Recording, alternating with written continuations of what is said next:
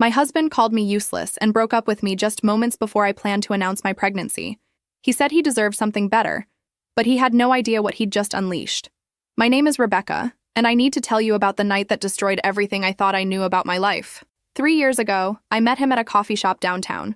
He was charming, funny, and made me feel like I was the only woman in the world.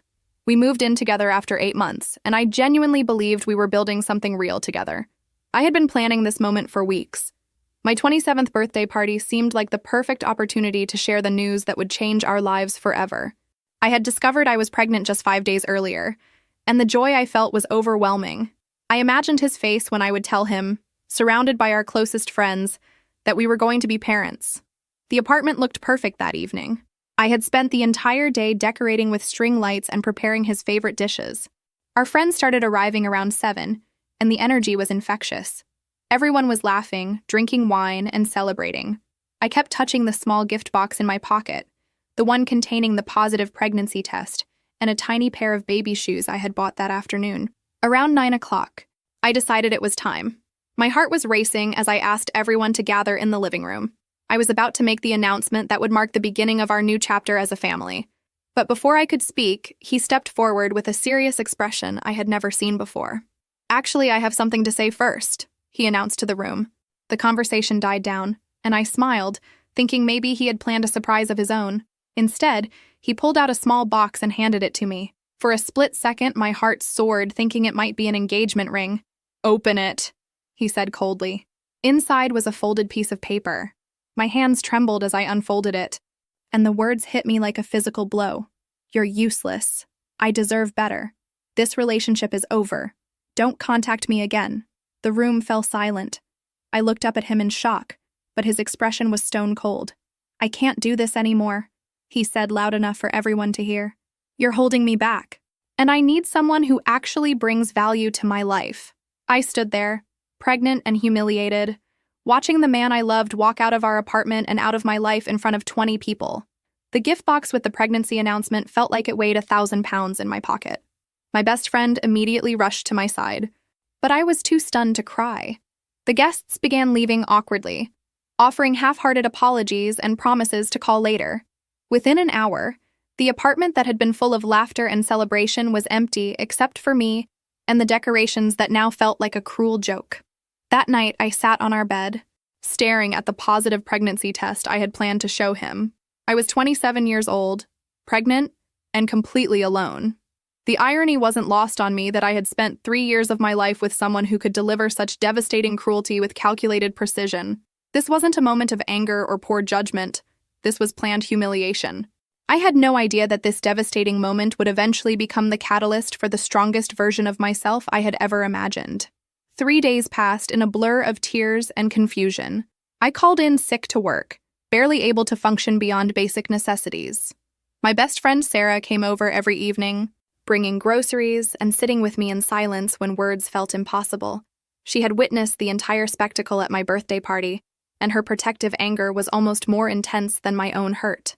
"I want to key his car," she muttered on the second night, pacing around my living room like a caged animal.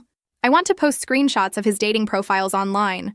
I want to call his mother and tell her what a monster she raised." "He's on dating apps?" I asked, though I wasn't sure why this surprised me anymore.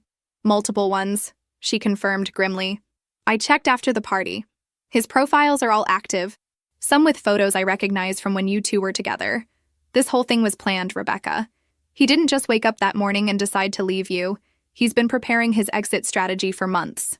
On Thursday morning, I finally found the courage to share the secret I had been carrying. "I'm pregnant," I whispered as she handed me a cup of tea.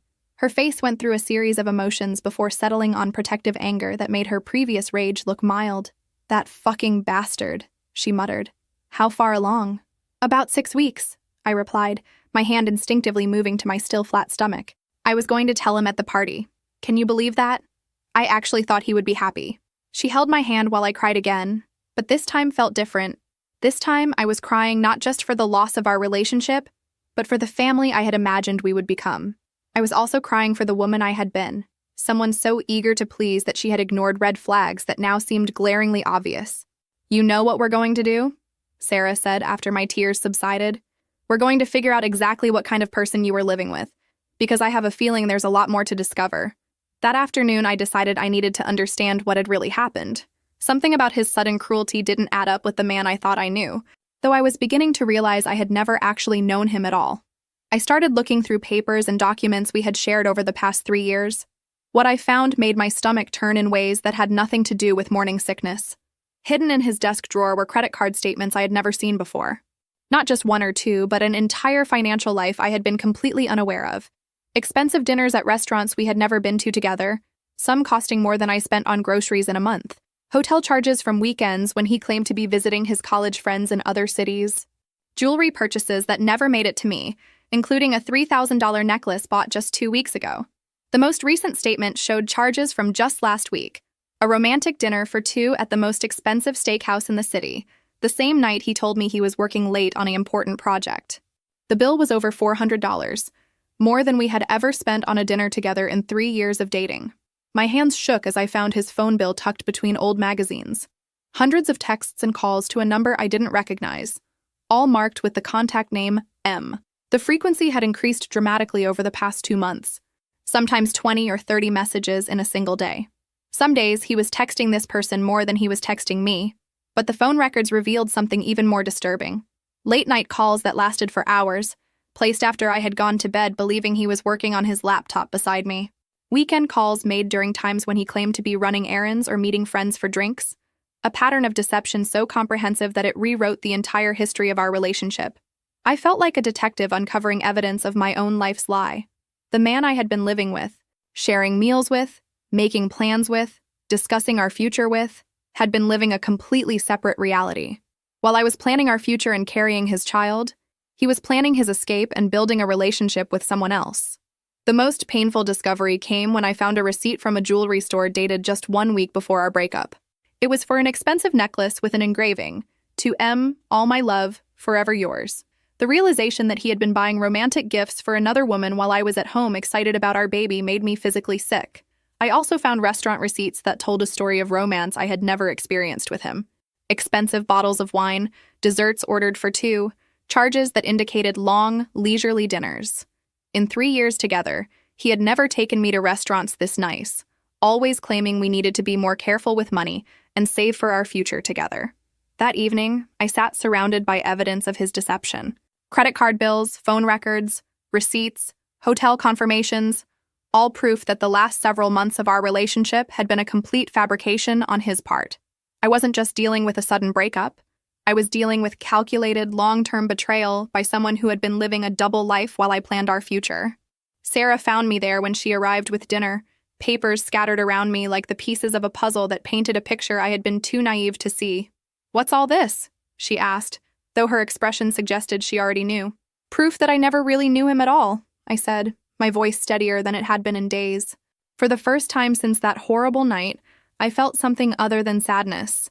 I felt angry, and that anger was starting to give me strength. "We need to figure out who M is," she said, picking up the phone bill, "and you need to decide what you're going to do with all this information." I looked down at my stomach, thinking about the tiny life growing inside me. This baby deserved better than a father who could walk away so callously. But more importantly, I deserved better than spending my life wondering what I had done wrong. The truth was harsh, but it was also liberating. I hadn't lost a loving partner. I had escaped from a liar and a manipulator. "I know exactly who M is," I said, reaching for my laptop, "and I know exactly what I'm going to do." It took me exactly 37 seconds to find her social media profiles. Michelle Chen, a marketing coordinator at a tech startup downtown. 25 years old, ambitious, and according to her recent posts, very much in a relationship with my boyfriend. Photos of romantic dinners, couples' weekend trips, and intimate moments that had been happening parallel to my own relationship. The timeline was devastating and clear. While I had been discussing moving in together permanently, she had been posting photos from weekend getaways with him. While I had been talking about our future, he had been building one with her. The necklace I had found the receipt for was prominently displayed in her most recent photo, along with a caption about the most thoughtful man in the world. "Look at this," I said, turning the laptop toward Sarah. "She has no idea I exist. Look at her posts. She thinks she's in an exclusive relationship with him." Sarah studied the screen, her anger building with each photo. "She has posts going back 4 months," she said. "Rebecca, this isn't just cheating. This is like he was living two completely separate lives. The next discovery was even more infuriating. Michelle had posted photos from my birthday party. Not photos with him since he had left so dramatically, but photos from earlier in the evening when she had apparently been there as a guest. I remembered her now. A friend of a friend who had seemed nice enough, making small talk with me about work and relationships while secretly sleeping with my boyfriend. She was there, I said, my voice barely controlled. She was at my party talking to me about how lucky I was to have such a supportive boyfriend, while she was sleeping with him behind my back.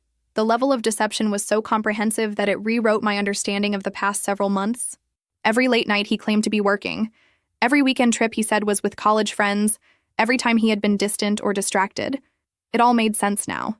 He hadn't been building a life with me. He had been managing two relationships simultaneously until he decided which one to keep. I spent the next hour documenting everything. Screenshots of Michelle's social media posts, photos of the receipts and credit card statements, copies of the phone records. I was building a case, though I wasn't sure yet what I planned to do with it. "Are you going to confront her?" Sarah asked as I methodically saved evidence to a folder on my desktop. "I don't know yet," I replied, "but I'm going to make sure I have options." That night, I lay in bed staring at the ceiling and processing the full scope of what I had discovered. I hadn't just been dumped. I had been systematically deceived by someone who had no qualms about lying to my face for months while building a relationship with someone else. The cruelty of his departure wasn't just about ending our relationship.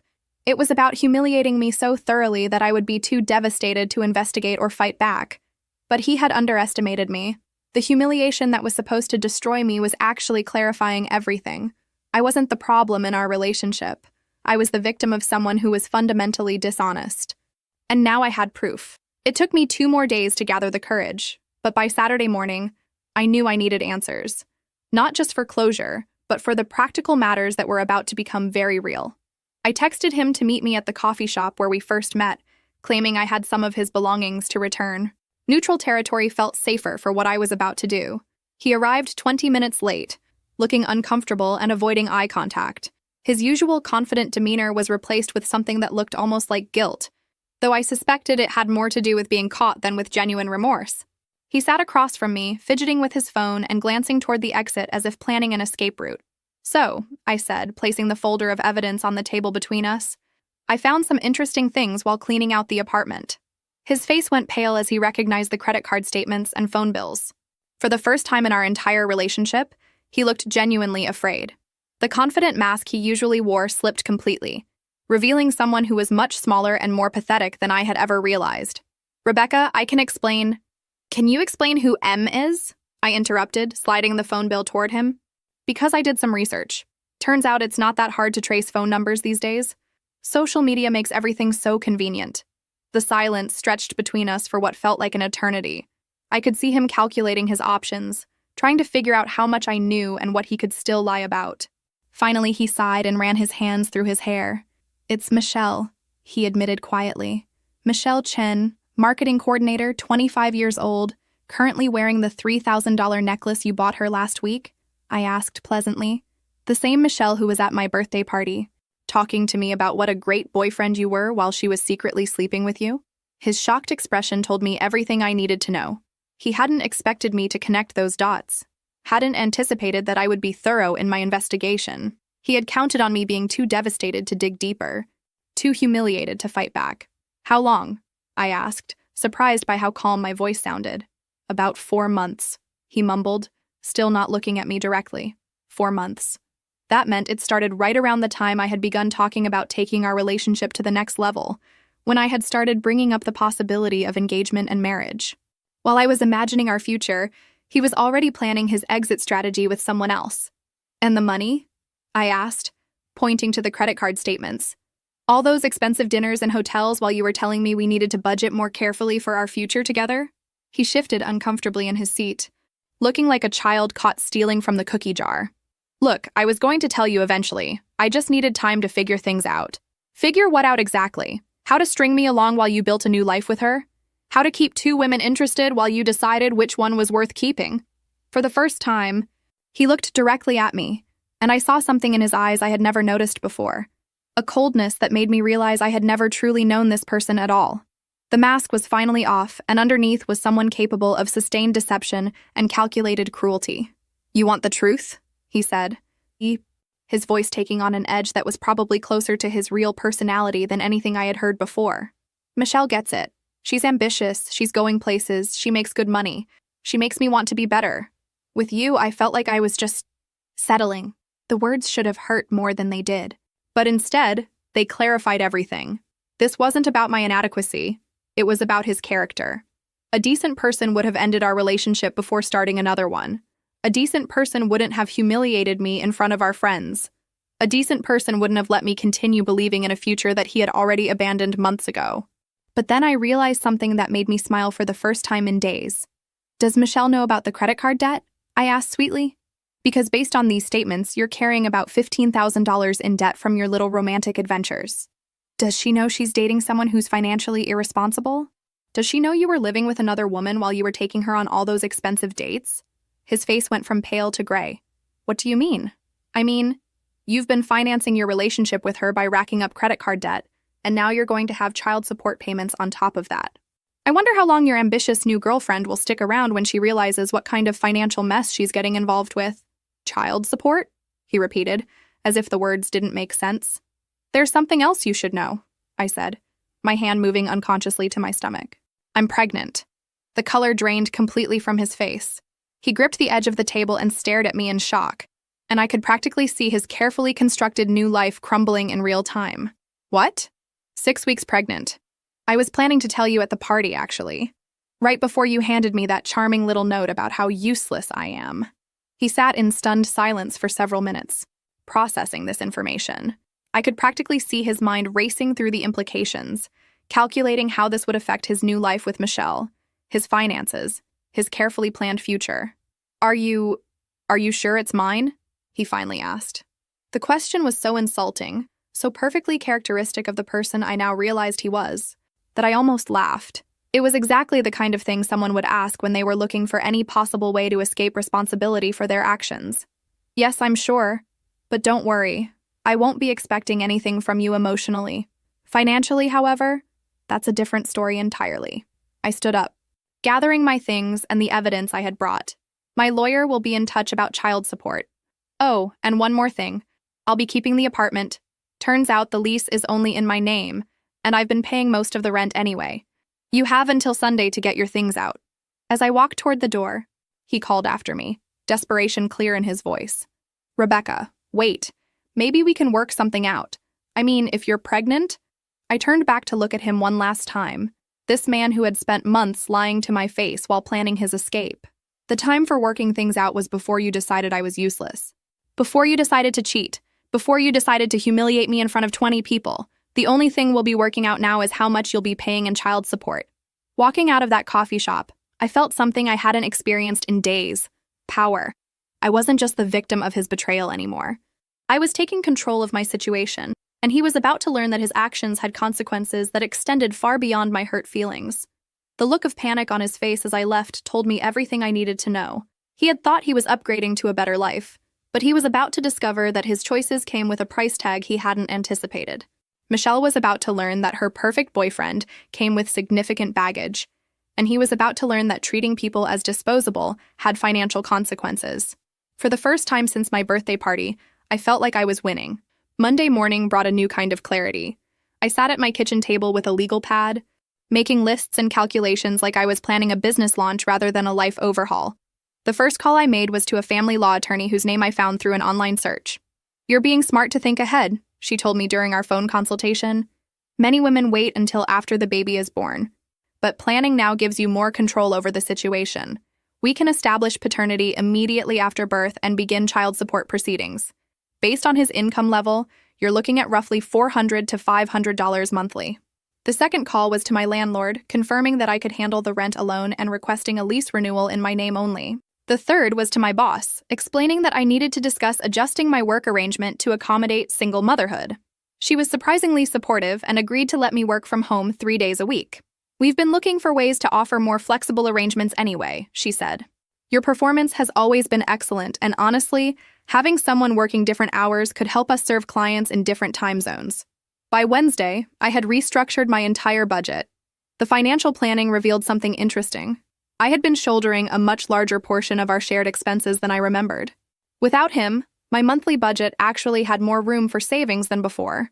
His contributions to rent and utilities had been minimal compared to what I was paying for groceries, household items, and most of our entertainment. Looking back at our bank statements, I realized that while I had been putting aside money for our future together, he had been spending every penny he earned on maintaining two relationships. The irony was perfect. I was financially better off without him, while he was about to take on significant new expenses. The legal consultation had been enlightening in ways I hadn't expected. My attorney explained that regardless of our relationship status, he would be legally responsible for child support once paternity was established. More importantly, she helped me understand my rights regarding custody and visitation arrangements. The key is to document everything, she advised. Keep records of all communications, save text messages, and maintain a clear record of his involvement or lack thereof.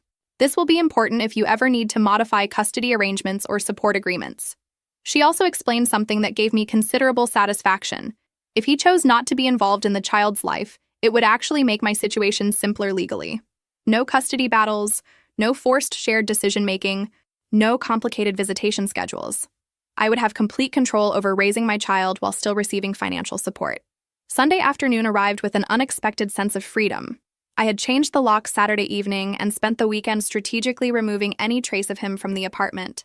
It felt like performing surgery on my own life, carefully excising the infected parts while preserving what was healthy and worth keeping. Sarah helped me box up his belongings, and we arranged them neatly on the front steps. When he arrived to collect them, I watched from the window as he loaded boxes into a friend's truck. He knocked on the door once, but I didn't answer.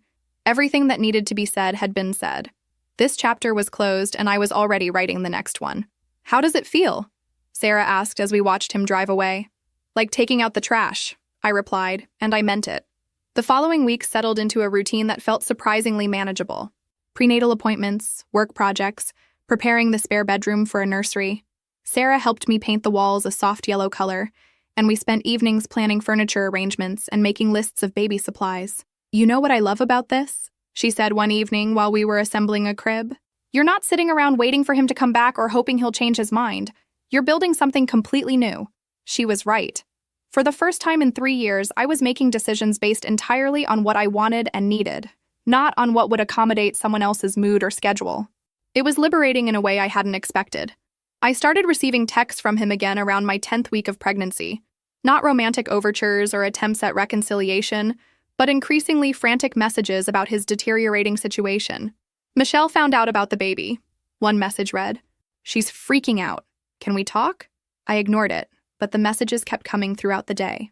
"She wants to know why you didn't tell her about us living together. She's asking about the credit card debt. Rebecca, please answer me. Everything is falling apart." I forwarded the messages to my attorney without responding. She handled all communication from that point forward, maintaining the legal boundaries I had established. It felt good to have a professional buffer between us, someone who could deal with his chaos while I focused on taking care of myself and my baby. "His personal problems aren't your responsibility," my attorney reminded me during one of our check-ins. "Your only concern is ensuring he meets his legal obligations to support this child." The legal proceedings moved faster than anticipated. My attorney served him with paternity and child support papers 6 weeks after our coffee shop confrontation. His response came through his lawyer: a request for a payment plan and a formal acknowledgement of paternity, without any request for visitation rights. "That's unusual," my attorney noted during our meeting. "Most fathers at least ask about some form of custody arrangement." "He's not interested in being a father," I explained. "He just wants to minimize the financial impact and move on with his life." "That actually makes things simpler legally," she replied. "We can establish a support order without having to negotiate visitation schedules or custody agreements. It's less complicated for everyone involved." Through mutual friends, I learned that his perfect new relationship was imploding exactly as I had predicted. Michelle had discovered not only his debt and his impending fatherhood, but also the extent of his deception about our living situation. She had thought he was casually dating when they met, not living with someone he had been in a serious relationship with for 3 years. "She kicked him out after a week," Sarah reported with obvious satisfaction. "Apparently, she told him she didn't sign up to be involved with someone who had child support obligations and $15,000 in credit card debt." The news should have felt like sweet revenge, but instead, it just felt predictable. This was the natural consequence of someone who built relationships on lies and deception. Michelle had made a smart decision to protect herself from someone who had proven he was willing to manipulate and deceive people he claimed to care about. My phone buzzed with another message from him. Everything fell apart with Michelle. I know I screwed up. Can we try to work things out? I screenshot the message and sent it to my attorney. Please inform his lawyer that all communication should go through legal channels, I replied, and remind him that child support obligations don't disappear based on his relationship status. The second trimester brought new challenges but also new confidence. I had assembled a support network of friends, family, and healthcare providers who were invested in my success as a single mother. My prenatal classes were filled with couples, but I didn't feel out of place. If anything, I felt more prepared than many of them because I had already proven to myself that I could handle difficult situations independently. I learned the baby's gender at my 20-week ultrasound, a girl.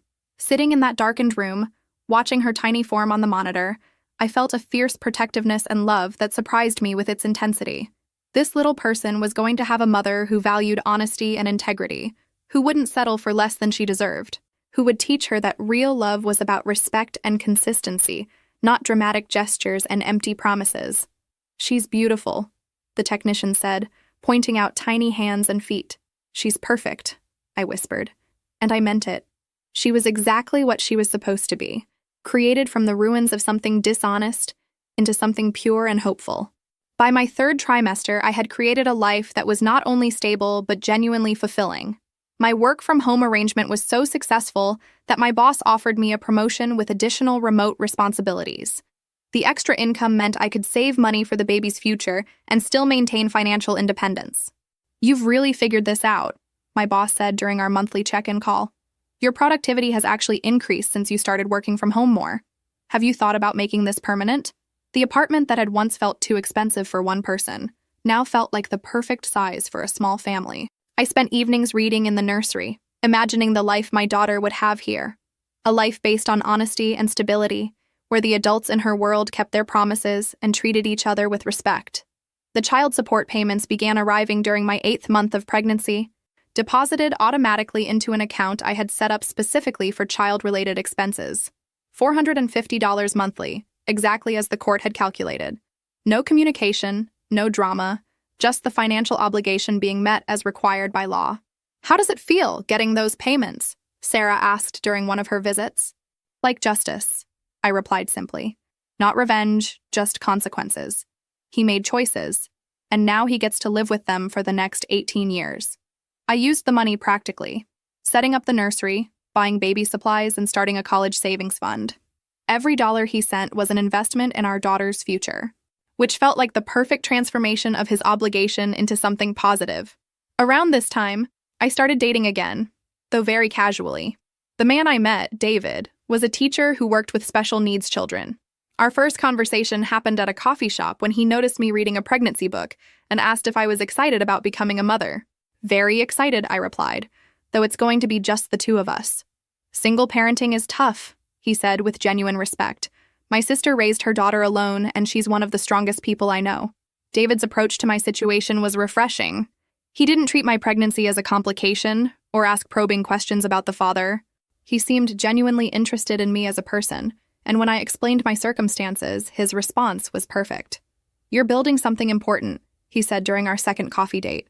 Your daughter is lucky to have a mother who prioritizes what's right over what's easy. Our relationship developed slowly and naturally. He understood that my pregnancy and preparations for motherhood were my primary focus, and he never pressured me for more time or attention than I was able to give. When I was too tired for dinner dates, he would bring takeout to my apartment and help me assemble baby furniture.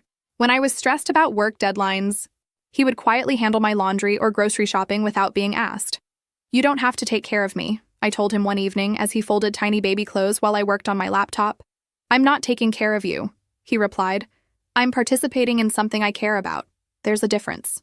Labor began at 3 a.m. on a Tuesday morning, exactly 2 weeks before my due date. The contractions started mild but quickly intensified, and by 7 a.m. I was in the hospital with Sarah by my side. David arrived shortly after, bringing comfortable pillows from home and snacks for Sarah, then settled into the waiting room to provide support without crowding my space. 26 hours later, Emma Rebecca was born, healthy, perfect, and entirely mine. Holding her for the first time, I felt a completeness I had never experienced before. This tiny person was the reason I had endured everything over the past 9 months. She was worth every moment of uncertainty, every difficult decision, every sleepless night spent planning our future. "She's beautiful," Sarah whispered, tears streaming down her face. "Look at what you did. Look at what you created." David met Emma when she was 2 hours old, and his reaction was everything I could have hoped for. He didn't try to hold her or insert himself into the moment, but the way he looked at both of us told me everything I needed to know about his character. "She's incredible," he said softly. "You both are." The first few weeks of motherhood were exactly as challenging as everyone had warned me they would be, but also more rewarding than I could have imagined. Emma was a good baby. She slept in reasonable stretches, nursed well, and seemed content most of the time. My work-from-home arrangement allowed me to maintain some income while adjusting to her schedule. Child support payments continued to arrive like clockwork, deposited directly into Emma's account. I used the money for daycare when I needed to take in-person meetings, for baby supplies, and for the college savings fund that was already growing steadily. He was providing financially exactly as the court required, nothing more and nothing less. 3 months after Emma was born, I started receiving occasional texts asking for photos. I consulted my attorney before responding. "You're under no legal obligation to provide pictures or updates," she advised. "If you choose to share information, keep it brief and factual." I decided to send 1 photo per month with a basic update about Emma's development. Not because I felt sorry for him or hoped for reconciliation, but because I wanted Emma to know that I had been fair and reasonable if she ever asked about her father when she was older. "Emma is healthy and meeting all her developmental milestones," I would write alongside a single photo. No response necessary. He never asked to meet her or requested visitation rights. The monthly photos and updates seemed to satisfy whatever parental curiosity he had, while allowing him to maintain the distance he clearly preferred. When Emma was 6 months old, David asked if he could start staying over occasionally to help with night feedings. Our relationship had progressed to the point where this felt natural, and his help was genuinely appreciated during the challenging early months of motherhood. "Are you sure you want to sign up for this?" I asked him one night as he walked the floor with a fussy Emma at 2 a.m. Dating a single mother isn't exactly what most people plan for. "I'm not dating a single mother," he replied, gently bouncing Emma until she settled. "I'm dating you, and you happen to be a mother. Everything else is just details." By Emma's first birthday, my life had stabilized into something I genuinely loved. I had been promoted again at work, giving me both financial security and the flexibility to be present for all of Emma's important moments. David and I had moved in together, creating a household that felt calm and supportive, rather than dramatic or uncertain. The birthday party I threw for Emma was small but perfect. Close friends, family members who had supported us throughout her first year, and David, who had become an integral part of our daily life. As I watched Emma discover cake for the first time, I thought about the birthday party that had changed everything exactly 2 years earlier. That woman could never have imagined this life. She had been so focused on trying to make someone love her that she had lost sight of her own worth and potential. This version of me didn't need anyone's approval or validation. I had built something beautiful from the wreckage of that public humiliation, and every day proved that his cruelty had been the best thing that ever happened to me. Around Emma's 15-month mark, I stopped sending the monthly photos. He hadn't responded to any of them in over a year, and I realized I was maintaining a connection that served no purpose for anyone involved. The child support continued to arrive automatically, which was all the relationship we needed. David proposed when Emma was 18 months old, in our living room while she played with blocks nearby. The ring was simple and beautiful, and his proposal was everything I had once thought I wanted, but had never actually received from the man who claimed to love me. "I want to adopt her," he said after I said yes. "I want to be her father in every way that matters." The adoption process required attempting to contact Emma's biological father about terminating his parental rights. My attorney sent the required notices to his last known address and published the legal announcements in newspapers as required by law. He had 60 days to respond if he wanted to contest the adoption. He never responded. "This is actually ideal," my attorney explained. "His failure to respond after proper notice allows us to proceed with the adoption. Combined with his complete lack of involvement in Emma's life, the court will almost certainly approve David's petition." The adoption was finalized 3 months before Emma's 2nd birthday. David's name was added to her birth certificate, and he became her legal father in every sense. The biological connection to her original father was legally severed, though the child support obligation remained in place until Emma turned 18. "How does it feel?" David asked as we walked out of the courthouse with the adoption papers. I looked down at Emma, who was babbling happily in her stroller, completely unaware that anything significant had just happened. It feels like we just made official what was already true, I replied. That evening, as I tucked Emma into her crib, I reflected on the journey that had brought us to this moment.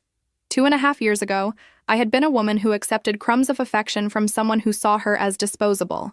Now I was married to a man who had chosen not just me, but my daughter, creating a family based on intention rather than obligation. Emma would grow up knowing that her stepfather had chosen to be her parent, while her biological father had chosen to walk away. She would understand the difference between people who show up and people who disappear when life gets complicated. Most importantly, she would see what healthy love looked like every day in the relationship David and I had built together. The child support payments continued for 16 more years, deposited automatically into Emma's college fund. We never heard from her biological father again. No birthday cards, no Christmas presents, no attempts to reconnect. He had completely removed himself from her life, which turned out to be exactly what was best for all of us. By the time Emma graduated high school, the account contained over $120,000, enough to cover most of her undergraduate education at the state university where she planned to study journalism. The money that had once felt like a reminder of betrayal had transformed into the foundation for her future. He kept his financial obligation, I told Emma, when she asked about her biological father during her senior year of high school. But he chose not to be part of your life in any other way. David chose to be your father because he wanted to be, not because he had to be. Emma nodded thoughtfully. I think I got the better deal, she said simply. Dad actually shows up. During her freshman year of college, Emma wrote an essay for her composition class about family structures. She interviewed me about my experience as a single mother and about David's decision to adopt her. Reading her words about our family was one of the most emotional experiences of my life. My mother could have spent years trying to fix something that was fundamentally broken, she wrote. Instead, she chose to build something new. My father could have walked away when he realized that loving my mother meant also taking responsibility for a child who wasn't biologically his. Instead, he chose to show up every day. I learned that family isn't about biology or convenience. It's about people who choose each other and keep choosing each other, even when it's difficult. She earned an A on that paper, and her professor asked if she would be willing to share it with other students studying non-traditional family structures. Emma agreed, proud to represent the kind of family that chooses love over obligation. During Emma's sophomore year, something unexpected happened. Her biological father attempted to contact her through social media. His message was brief. I know I have no right to reach out, but I've been thinking about you. I hope you're doing well. Emma showed me the message, unsure how to respond. What do you think I should do? What do you want to do? I asked. There's no right or wrong answer here. You get to decide what kind of relationship, if any, you want to have with him.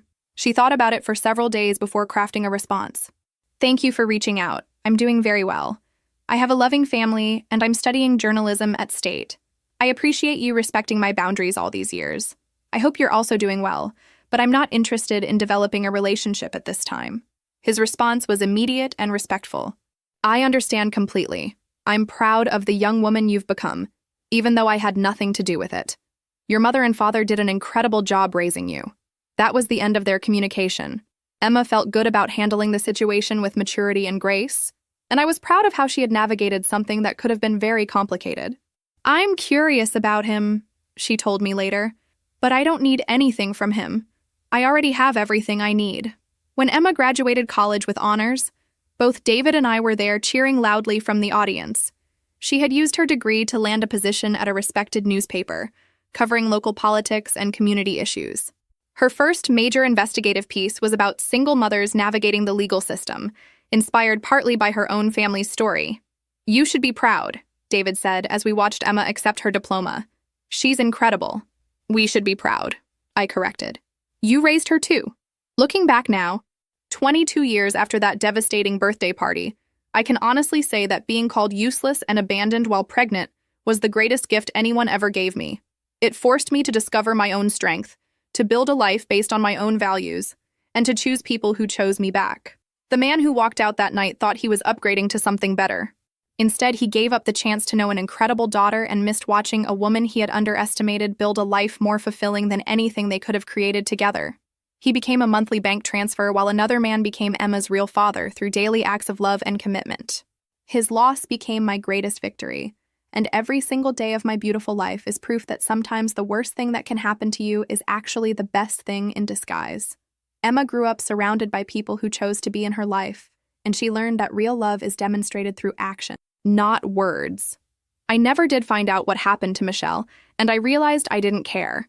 Some stories end with dramatic confrontations and satisfying revenge, but the best revenge is simply living well. My revenge was building a life so full of genuine love and authentic success that his absence became completely irrelevant. Emma's biological father remained a footnote in our story, financially responsible but emotionally absent, exactly as he had chosen to be. And that turned out to be perfect, because it meant Emma never had to navigate the confusion of having a parent who was inconsistently present or manipulatively involved. She had David, who showed up to every school play, every soccer game, every parent-teacher conference. She had me, who had learned that love means fighting for what matters and walking away from what doesn't. She had a family built on choice and commitment rather than obligation and convenience. The child support payment stopped on Emma's 18th birthday, exactly as scheduled. No fanfare, no communication, just the automatic end of a legal obligation. By then, Emma was already financially independent through scholarships and part-time work, and the college fund we had built from those payments had served its purpose. "Isn't it weird that he'll never have to think about us again?" Emma asked on her 18th birthday, as we celebrated with David and Sarah and the extended family we had built over the years. "He stopped thinking about us a long time ago," I replied, "and that's exactly what allowed us to build all this." I gestured around the room at the people who had chosen to be part of our lives, who had shown up consistently, who had invested in our happiness and success. This was what real family looked like. Not perfect, but present. Not obligated, but committed.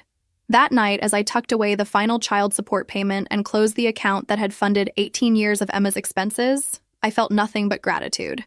Not for him, but for the journey that had taught me the difference between settling and thriving, between being chosen and being tolerated, between building something authentic and maintaining something false. The woman who had stood in that living room 22 years ago, holding a pregnancy test and planning an announcement that would never come, could never have imagined this ending. She thought she needed someone else to complete her story. She learned instead that she was already complete. She just needed to stop letting other people edit her chapters.